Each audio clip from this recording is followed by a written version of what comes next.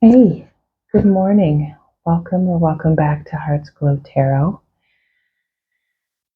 Got another weekly read, but it's a bit different again this week. So this week we're doing a pick a card format. So you take a minute and choose a card correlated with a stone that just resonates best with you. And that will be your focus for this week or whenever you happen to see it or whatever chapter kind of in. We've got the Alice in Wonderland Oracle deck. I found her in Salem, and she is amazing. She gives concise, consistent, not consistent, concise, simple answers. She's never smiling, really. She's never really faking anything, which that correlates for me in this deck. So just real, honest, straightforward answers out of this deck. And then we have the Work Your Light Oracle deck.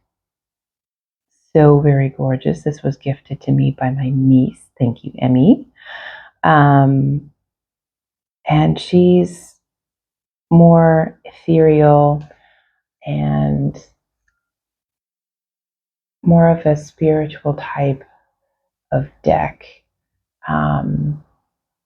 If you're really sort of tuning into energy, this might be one for you.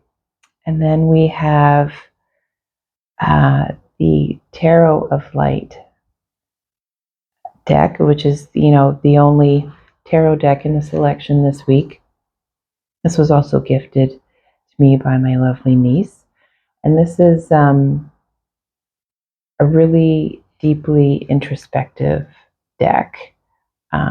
So if you really love super deep conversations and really taking time to, and you love art and you love to just contemplate in a gallery, like walk through and choose paintings to kind of, decipher, this would be the deck for you. Okay, let's get started. So the first one, as we mentioned before, the Alice in Wonderland deck. And the card is Manage to be Glad. We see the number 43 here, and that reduces to 7. And we'll talk about that in a minute. Manage to be glad. It says here at the bottom, create your own happiness regardless of conditions. So this says that things might not be going your way recently or for a while, or maybe even just spontaneously today. And it's okay to have your feelings about it, but to get back to shifting your mindset to the positive, to bring in what you want in your life, not to get stuck after you stumble, because we'll all do that. Picture the things, if you find that you get like in sort of like a 5 of Cups phase, that you're just focusing too long and sort of going into a trance on the negative, picture things that make you happy, like these cute little animals on the card. Or give somebody a hug. Get a hug. I'm always up for those. Yeah. And then, something to raise your vibration. And this stone is amethyst, is about intuition and the third eye. Follow your intuition. Really listen to your gut. And persevere to stay on the positive. Again, 43, reducing to 7. Taking time to look inward. and find your faith. Um, and believing in magic too, that's a phrase that came into my mind when I read this card, is those who don't believe in magic will never find it. So unfortunately, bumps and setbacks and roadblocks happen, but just to recenter, refocus, and having faith in yourself too. You know, whether you believe you can or you believe you can't, you're probably right. So you might as well believe you can. So good luck and best wishes to you if you've chosen this card. And things will get better as soon as you picture it.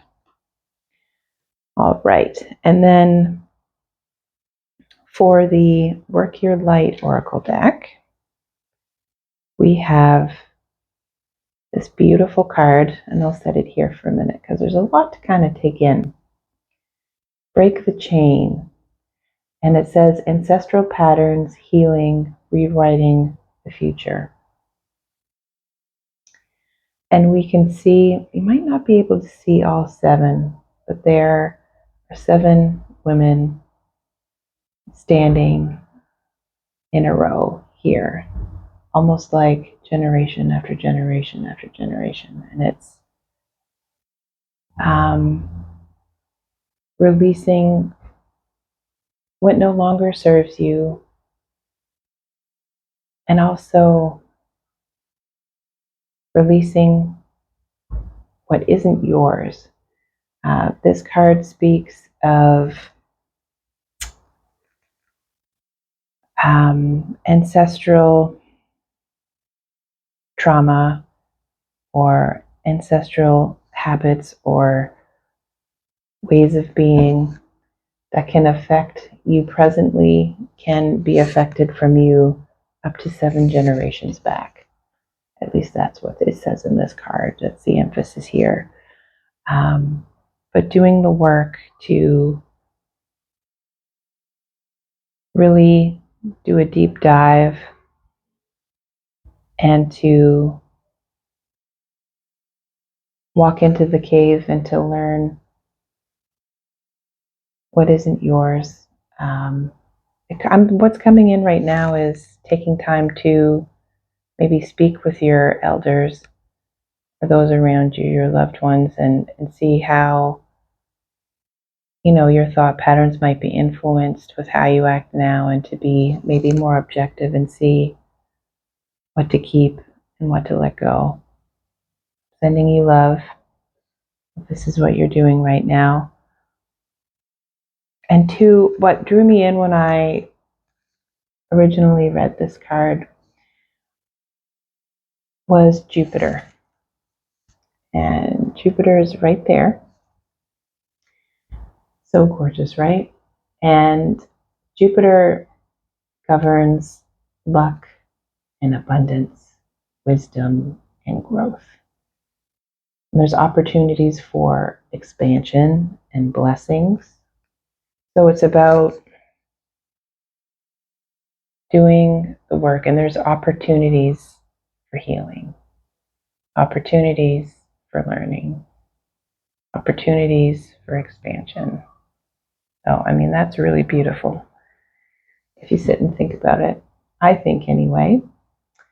And if we're looking at numerology, this card description was found on page 60. And 60 reduces to 6, which is about things improving as you do the work, right? So sailing on to smoother waters, healing of disharmony, and healing between people, and healing of misunderstandings or arguments or introspection and healing of things that happened to you or others that you really didn't have any control over. So if this is the card that calls to you, I'm sending you love and good energy. And best of luck on your journey with that focus. Okay, so for the final card, we have the Tarot of Light, and we have the Nine of Hearts, which is Nine of Cups in the tarot. And it says stability.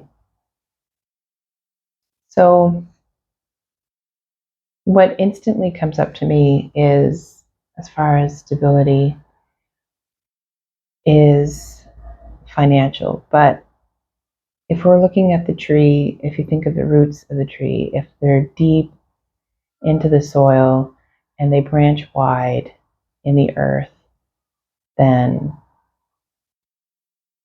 it matters less whatever storms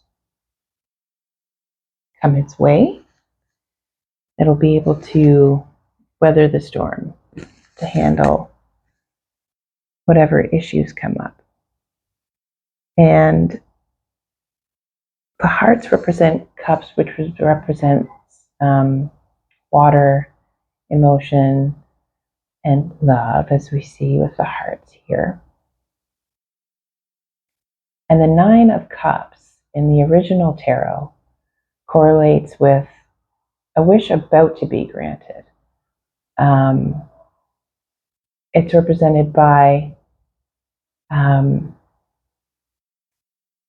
curvaceous person or heavier set person sitting in front of 9 cups. And that represents that they have feasted already. They've not been starving, they've been abundant, and that they will feast again. So